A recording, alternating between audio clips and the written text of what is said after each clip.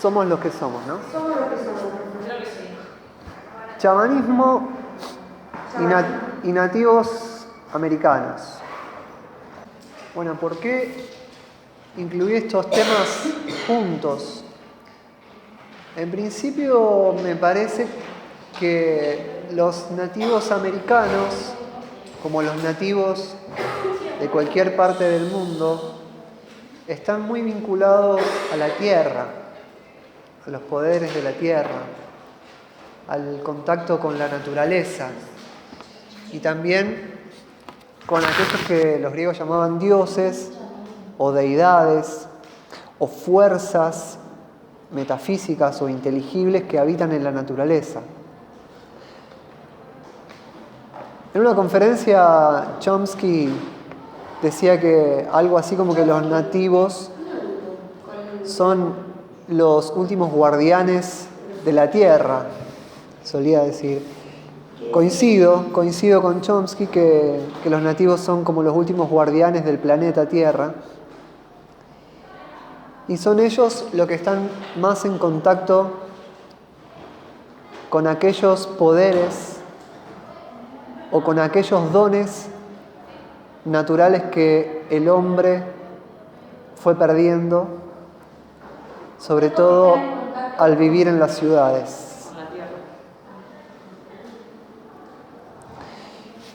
El hombre fue perdiendo sus poderes, su contacto con la tierra, sus dones, su sensibilidad. Y creo que los nativos americanos y el tema del chamanismo van de la mano en este sentido. Bueno, ¿qué es chamanismo? Viene de la palabra chamán. El término chamán lo vamos a abordar desde Mircea Eliade, en el texto o en el libro que ya tiene él que se llama El chamanismo y las técnicas arcaicas del éxtasis. Y dice que los etnólogos adoptaron la costumbre de emplear indistintamente los términos chamán, hombre médico, hechicero o mago, para caracterizar a los individuos dotados de prestigios mágico-religiosos. Pero también es aquel hombre que puede ser sacerdote, místico, poeta.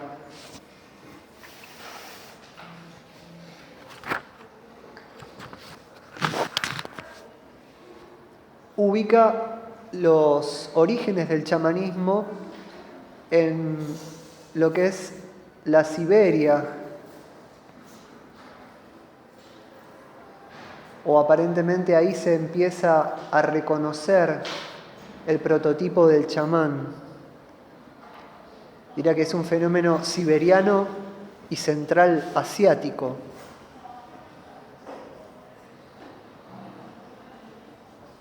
Y una primera definición del chamanismo va a decir, la técnica del éxtasis.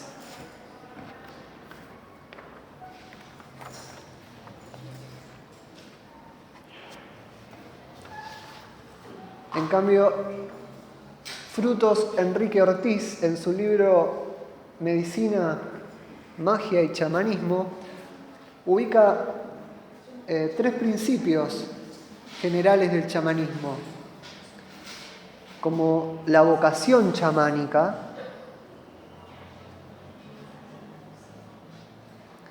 la iniciación chamánica y también la técnica del éxtasis.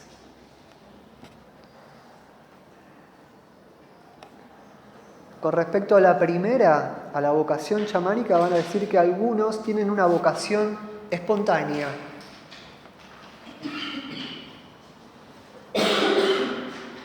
Y otros reciben los conocimientos por transmisión hereditaria. ya sea el abuelo o el bisabuelo que era chamán o médico, transmite a su descendencia la vocación chamánica. El otro punto es la iniciación chamánica, donde la persona va a hacer un rito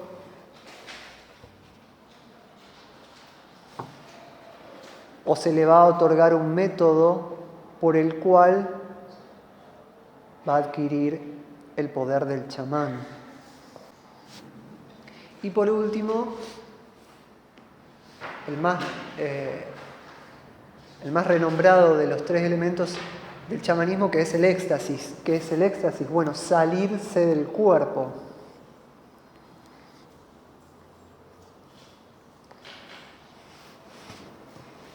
Para poder ejercer actividades propias de los magos, de los hechiceros o de los médicos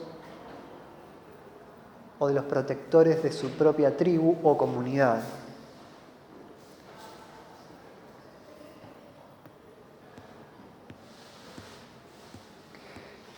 Los chamanes son elegidos y como tales tienen un lugar dentro de lo sagrado, tienen un privilegio en la comunidad o en su tribu. ¿Y por qué? Bueno, porque en principio logran comunicarse con los muertos, con los llamados demonios o espíritus de la naturaleza, para convertirse a veces, y a veces no, en un instrumento de estos poderes. También va a decir Mircea Eliade que el chamán es el gran especialista del alma humana, solo él la ve, porque conoce su forma y su destino. Pueden ser instrumento de estos poderes o a veces no resistirlos a estos poderes. Como los malos. Claro, puede claro. ser nexo O no, sí. En la Siberia y en el Asia nororiental se dice que hay 2 modos de transmisión chamánica, una por transmisión hereditaria, como decíamos, y otro por vocación espontánea, como se le dice el llamamiento o la elección a ser chamán. Los autodenominados chamanes, los que se dicen a sí mismos que han elegido esa vocación, dicen que son más débiles que otros que han tenido un contacto con algún espíritu o que han sido iniciados por un chamán de la tribu. Y esto es en general un poco, muy en general, una introducción al chamanismo, que es cuando el hombre es un mediador de las fuerzas superiores que habitan en la naturaleza y en su entorno.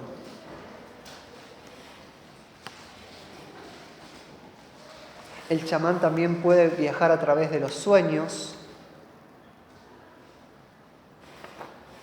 conectarse o contactarse con espíritus, con ancestros. Y luego Mircea Eliade, a lo largo del libro, va a ir mencionando las técnicas propias del chamán en las distintas culturas, en los australianos, entre otras tribus como los tunguses, en América del Norte, América del Sur, en África. Y va a dar cuenta de algunos procesos del chamán. Esto de, por ejemplo, recuperar el alma enferma de alguien o un alma perdida. Hay pruebas iniciáticas,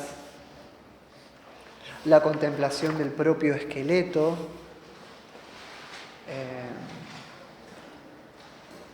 las vidas pasadas, contacto con deidades que le dicen lo que debe hacer en su comunidad. Luego la obtención de los poderes chamánicos. Por ejemplo, iniciarse con algunos animales en particular.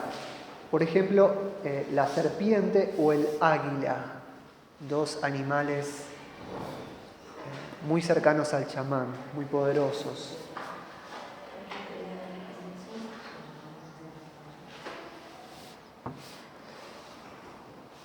Y cuando ustedes aborden el chamanismo, la línea entre lo real y lo mágico empieza a disolverse, porque en los textos se habla muchas veces por analogía, pero también se hablan de otras realidades. Por ejemplo, en la página 73 del libro de Mircea Eliade, dice: el cuerpo del chamán estaba formado por un conjunto de serpientes. Su dios le arrojó fuego para abrazarlo, pero entonces de entre las llamas saltó un sapo. De este animal salieron los demonios, que a su vez procuraron a los yacutes chamanes de esta tribu, y chamanes eminentes. De ahí se generaron los chamanes. Los tunguses, en cambio, otra tribu, conservan una leyenda distinta, que el primer chamán se hizo a sí mismo por sus propias fuerzas. Con la ayuda del diablo, escapó por el orificio de la yurte, no recuerdo bien qué es esto, y volvió algún tiempo más tarde acompañado por unos cisnes. Tengan muy en cuenta la relación entre los animales, ¿no? O sea, el cisne, el sapo. Otros mitos hacen intervenir como el representante máximo del chamán al águila, que es un ave solar. También entre los griegos como la representante de Zeus, ¿no? Otro de los poderes es la enseñanza de un lenguaje no humano. No humano. Un lenguaje de los dioses u otro lenguaje. O puede ser el lenguaje de los animales o el lenguaje de los espíritus.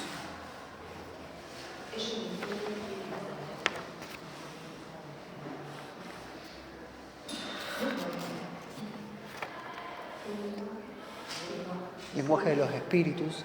En las tribus de herencia patriarcal, como se le dice, los chamanes tienen protectoras o mujeres espíritus que lo protegen. Y todo chamán tiene sus espíritus protectores o espíritus auxiliares. Como ya les dije, también pueden entender el lenguaje de los animales. Pueden viajar por otras realidades, ascender por el arco iris. Una ascensión.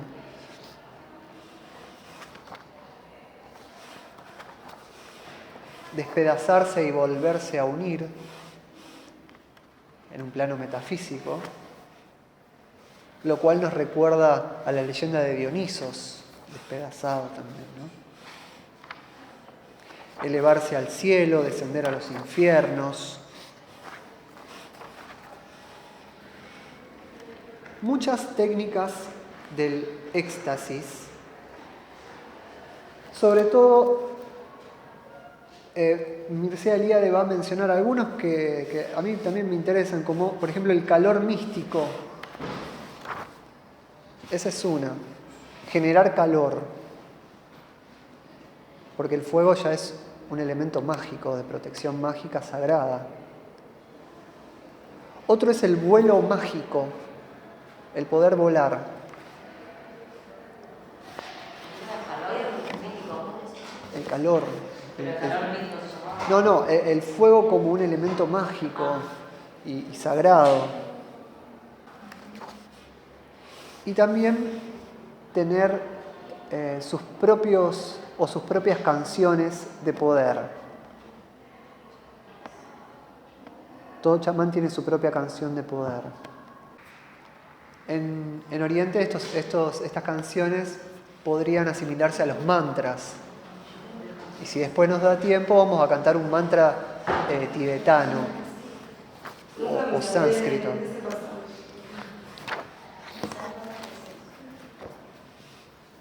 Así que bueno, esto es un poco una iniciación general, digamos, a lo que sería el chamanismo. En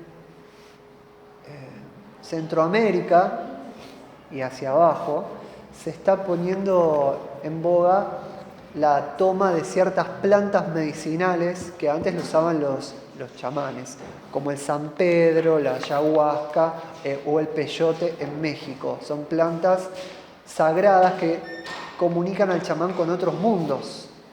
¿Nunca hizo el de la ayahuasca? No.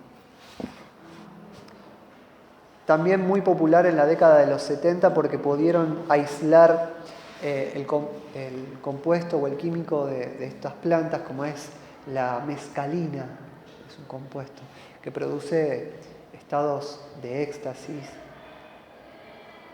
o estados narcóticos. Pero bueno, esto es un poco la introducción al chamanismo, que ahora se está poniendo de moda en estas tomas que se hacen conjuntas, acá en la ciudad de Rosario, en un montón de lugares de Latinoamérica, que bueno, quien quiera hacerla, allá ellos, pero bueno. No, la ayahuasca. Sí, a esas tomas.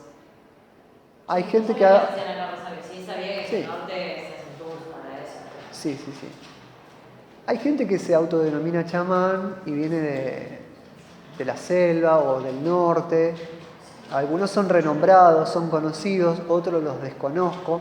Y la gente se presta a curar cierto mal o cierta afección que tiene tomando una planta. Algunos logran conectarse con ese problema y a su vez entrar en estados de alucinación y místicos y ven cosas de otros planos, tienen mucha sensibilidad también, las facultades de los sentidos se abren o se ve distinto y aparecen formas que habitualmente el ojo humano común no ve. Así que, bueno, se desdoblan estos planos, ¿no? Se desdoblan. Y los nativos y los indios de Norteamérica o los indios de Sudamérica tienen mucho contacto con esto. Toda tribu y toda comunidad aborigen tiene su chamán, tiene su médico, su sanador. Y lo que van a encontrar en este apunte son cuentos donde todo esto, o toda esta cuestión de los poderes, se mezclan en la narrativa, en la literatura. Esto era tradición oral y fue plasmado, ¿no?, por escrito. Les voy a contar un cuento muy cortito de los nativos americanos y del sentir del nativo, porque el nativo, en cierto modo, resiste al hombre blanco, porque lo ha invadido, ha transformado su cultura. Algunos son más ortodoxos, defienden más su comunidad, otros no tanto. Pero bueno, les voy a contar un cuento muy cortito. ¿Cómo estamos con la hora? 9 menos 5. Bueno, uno de los cuentos dice: solo los indios acreditados pueden jugar, Made in USA. Y lo escribe Jack Forbes. Pero dice así: el torneo indio de baloncesto estaba en su segunda jornada. La emoción era grande porque muchos de los equipos eran muy buenos, o al menos parecían ansiosos e impacientes por ganar. Un equipo de la Casa Intertribal de Tucson jugaba contra otro grupo de la región de los Grandes Lagos. Nativos, ¿no? Gente nativa. Los jugadores de Tucson eran en su mayoría jóvenes de tez muy morena, con largas cabelleras negras. Unos pocos llevaban, sin embargo, barbas en la perilla o bigotes, y uno de los seguidores del equipo de los Grandes Lagos había empezado a difundir el rumor de que realmente eran chicanos, mexicanos. Este era un tema muy delicado, ya que en la Liga India de Deportes tenía un reglamento según el cual todos los participantes debían tener un cuarto de sangre india como mínimo, así como sus números de inscripción en la ABI, Asociación de Balocentistas Indios. baloncestistas indios. A mano, o sea que tenían que tener el carné a mano porque así eran requeridos en casos de duda. Así es como empezó una gran disputa. Uno de los indios más altos y más morenos del conjunto de Tucson fue señalado como chicano, mestizo mexicano, ¿no? Y él, claro, y el público quería que se le expulsara. Los jugadores de Grandes Lagos, quienes en su mayoría eran de piel clara, rehusaban iniciar el partido. Todos tenían sus tarjetas de identificación de la ABI, es decir, de la Asociación de Baloncestos Indios, incluido un tipo de pelo rubio. Este en realidad solo tenía un 16avo de indio, pero los documentos de la ABI habían sido cambiados por su tribu, de modo que legalmente tenía un cuarto de sangre india. En cuanto al equipo de los Grandes Lagos, no había discusión posible. Todos eran indios, originarios de territorio indio, reconocidos como tales por la Federación. Y aunque viviesen en una gran ciudad del Medio Oeste, disponían de sus tarjetas para demostrarlo. Sea como fuere, aquel indio alto y de tez morena de Tucson resultó ser un papago, una de las tribus, ¿no? Y no poseía la tarjeta de la ABI, pero sabía hablar papago. Así es que le dejaron tranquilo, al menos por el momento. Entonces volvieron su atención hacia un tipo delgado, de aspecto sumamente indio, que lucía una perilla bastante grande, ¿no? Parecía hablar con acento español, así que le pidieron que mostrara su tarjeta. Bueno, pues tampoco tenía. Dijo ser un indio tarahumara, al 100%, y sabía hablar a sí mismo esa lengua. Y ninguno de los indios de los Grandes Lagos sabía hablar la lengua de su tribu, así que decidieron que aquello no probaba nada, pero que tenía que exhibir el número de serie otorgado por la ABI, la Asociación de Baloncestos Indios. El tarahumara empezaba ya a ponerse furioso. Dijo que su padre y su tío habían muerto a mano de los blancos en México y que no esperaba ser tratado con prejuicios por parte de otros indios. Pero todo aquello no sirvió de mucho. Alguien preguntó si vivía en una reserva y si su tribu estaba reconocida como tal. Él replicó que su gente vivía en las montañas y que aún seguían resistiéndose a los mexicanos, porque aquel gobierno trataba de robarle sus tierras. ¿En qué estado vive tu gente?, era lo que querían saber, y le dijeron. Y cuando él repuso que los suyos vivían libres, fuera del control de cualquier estado, entonces lo único que consiguió fue que le amenazaran con los puños, diciéndole: tú no eres un indio oficial. Todos los indios oficialmente reconocidos están ahora bajo el gobierno del hombre blanco. Y todos tenemos un número individual para mostrar que se nos reconoce como auténticos indios. Bueno, pues todo aquello se terminó cuando alguien gritó: los tarahumaras no existen, no constan en el anuario de la ABI. Y otro de los seguidores le dijo: es un mexicano, no puede jugar. Este torneo es solamente para indios. Organizadores del torneo se reunieron para discutir. Uno tocó el silbato y anunció: queda descalificado el equipo de Tucson. Uno de sus miembros es un yanqui, otro un tarahumara y el resto son papagos. Ninguno de ellos posee la tarjeta de la ABI. No son indios, según las leyes del gobierno de los Estados Unidos. Se declara entonces ganador al equipo de los Grandes Lagos por descalificación de su oponente. Y un estruendoso aplauso barrió los graderíos. Un funcionario de la ABI, blanco, se enjugaba las lágrimas mientras le decía a un colega: Dios bendiga a América, creo que hemos ganado. Bueno, esta historia demuestra un poco cómo el hombre blanco fue lavándole el cerebro a la sangre nativa para que solamente se reconozca si el Estado lo tiene afiliado, ya sea a una asociación o a un número de documento. y aún así entre los mismos indios se desprecian y se excluyen. Una interesante historia, ¿no? Interesante historia. Y después hay otras palabras muy sentidas, de frases reconocidas de los nativos como el jefe Joseph, el jefe Seattle. Son todos grandes curadores, grandes jefes tribales. Y también lo que está ocurriendo en el sur de Argentina, con el robo de tierras a mapuches, con lo que está ocurriendo en el norte con los Qom y con otras etnias, que bueno, no solamente le roban las tierras los empresarios ojeros y otros, sino que se las envenenan los pozos de agua, los expulsan, violan a sus mujeres y nadie se entera porque no es políticamente correcto, excepto por cuestiones políticas nunca sale eso.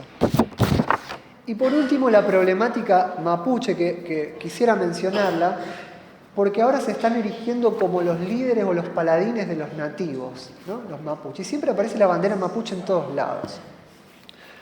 Bueno, hay un debate que está surgiendo en torno a esto, que es que en realidad los mapuches son dueños de las tierras del sur, pero del sur del Arauco, del Chile, porque los tribus mapuches invaden este territorio y se produce una guerra contra los ranqueles y otras tribus de nuestra Patagonia. Y ahora ellos se erigen como los dueños de la tierra, cuando en realidad los dueños de la tierra eran otras tribus que sí habitaban lo que hoy se conoce como Argentina. Ranqueles, los Pampas, bueno, muchos.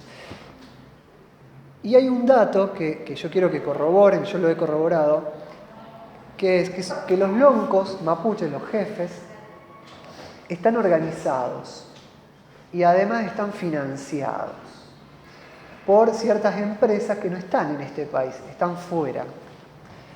Entonces cuando uno descubre dónde está la asociación de mapuche, la liga, la federación que los une, uno encuentra que está en Londres.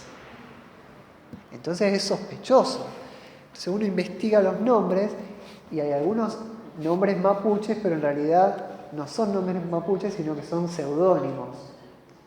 Entonces se está produciendo, digamos, una tergiversación de lo que es quiénes son los dueños de la tierra, ¿no? O sea, porque ellos dicen que se los ha expulsado, cuando en realidad son financiados por agentes extranjeros, sobre todo de Inglaterra. ¿Hay mapuches originarios? Sí, los hay. ¿Hay gente honesta? Sí, los hay. Ahora, los dirigentes que van al choque, que van a hacer protestas, bueno, están siendo cuestionados, ¿no? Es para poner un poco de duda sobre esta cuestión de los originarios y de nuestras tribus. Hay sectores más reaccionarios que dicen los mapuches no pertenecen a la Argentina, pertenecen a Chile, no tienen nada que hacer en este país, ellos invadieron y que el ejército argentino trató de expulsarlos. Otros dicen, bueno, que también había tribus mapuches aquí, mezclada con otras tribus. Así que bueno, hay todo un debate. No crean que todo lo originario es sagrado y santo, porque detrás hay financiamientos que no vemos. Pero lo que sí podemos saber es que muchas familias pobres están siendo maltratadas y se están robando sus tierras, eso sí. Solamente duden de los dirigentes. Como siempre. Duden de los dirigentes, nada más. Así que bueno, dicho esto, pasamos a la meditación. Vamos a meditar. ¿Acaso hay algún tratado que el hombre blanco haya respetado y que haya sido roto por el hombre piel roja? Ninguno. ¿Acaso hay algún tratado que el hombre blanco haya establecido con nosotros y lo haya cumplido? Ninguno. Cuando yo era niño, los Sioux eran los amos del mundo. El sol salía y se ponía por sus tierras. Lanzaban a 10.000 hombres al combate. Pero, ¿qué fue de los guerreros? ¿Quién los mató? ¿Dónde están nuestras tierras? ¿Quién las posee hoy? ¿Acaso hay algún hombre blanco que pueda decir que alguna vez le he robado su tierra o siquiera una moneda? Y sin embargo dicen que soy un ladrón. ¿Acaso alguna vez He capturado e insultado a una mujer blanca incluso estando sola, y sin embargo dicen que soy un indio malvado. ¿Acaso algún hombre blanco me ha visto ebrio alguna vez? ¿Acaso alguna vez alguien ha venido a mí hambriento y se ha marchado con el estómago vacío? ¿Acaso alguna vez me han visto pegar a mis mujeres o maltratar a mis hijos? ¿Qué ley he violado? ¿Hago mal en amar mi propia ley? ¿Hay algo malo en tener la piel roja, en ser un Sioux, en haber nacido donde mi padre vivió, en estar dispuesto a morir por mi pueblo y mi país?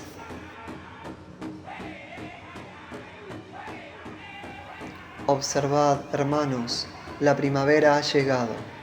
La tierra ha recibido el abrazo del sol y pronto veremos los frutos de ese amor. Todas las semillas despiertan, igual que cobran vida los animales. A este poder misterioso debemos también nosotros nuestra existencia. Por eso atribuimos a nuestros vecinos, incluso nuestros vecinos los animales, el mismo derecho que tenemos nosotros de residir en esta tierra. Pero escuchadme todos, ahora tenemos que hacer frente a otra raza, escasa y débil cuando nuestros padres entraron en contacto con ella por primera vez, más extendida y arrogante en nuestros días. Por extraño que parezca, se han empeñado en cultivar la tierra y están enfermos del afán de posesión.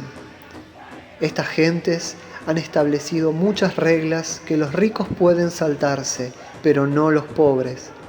Recaudan impuestos de los pobres y los débiles para mantener a los ricos que gobiernan. Reivindican nuestra madre tierra, la de todos, para su disfrute particular y se atrincheran contra sus vecinos. Desfiguran la tierra con sus construcciones y sus inmundicias. Esta nación es como un torrente de nieve fundida que desborda su lecho y lo arrasa todo a su paso. Resulta, pues, imposible convivir con ellos.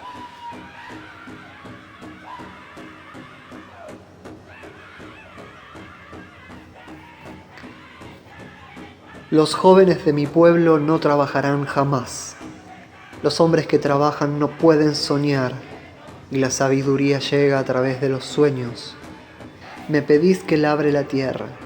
¿Debo acaso empuñar un cuchillo y desgarrar el seno de mi madre? Si lo hago, cuando yo muera, no querrá tomarme en su seno para darme reposo. Me pedís que excave para extraer la piedra. ¿Debo acaso hurgar bajo su piel para apoderarme de sus huesos? Si yo lo hago, cuando muera, ya no podré entrar en su cuerpo para renacer. Me pedís que ciegue la hierba, que almacene heno para venderlo y ser tan rico como los hombres blancos. Pero ¿cómo osaría yo cortar los cabellos de mi madre?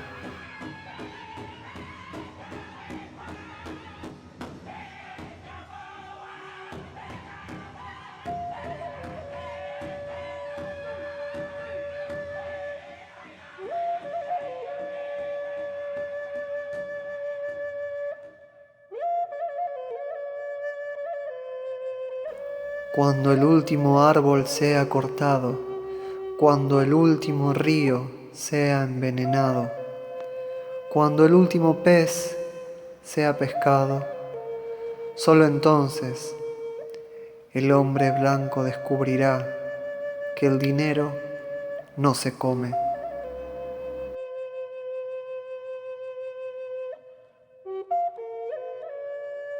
El silencio es el equilibrio absoluto entre el cuerpo, el espíritu y el alma.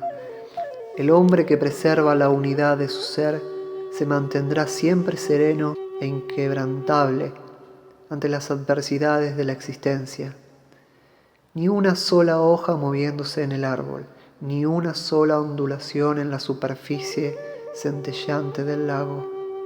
Esta debe ser, según el sabio y letrado, la actitud ideal, y la mejor conducta en la vida. Si le preguntas, ¿qué es el silencio?, contestará, es el gran misterio. El silencio sagrado es para su voz. Si preguntas, ¿cuáles son los frutos del silencio?, os dirá, el dominio de uno mismo, el valor verdadero o la resistencia, la paciencia, la dignidad y el respeto. El silencio es la piedra angular del carácter.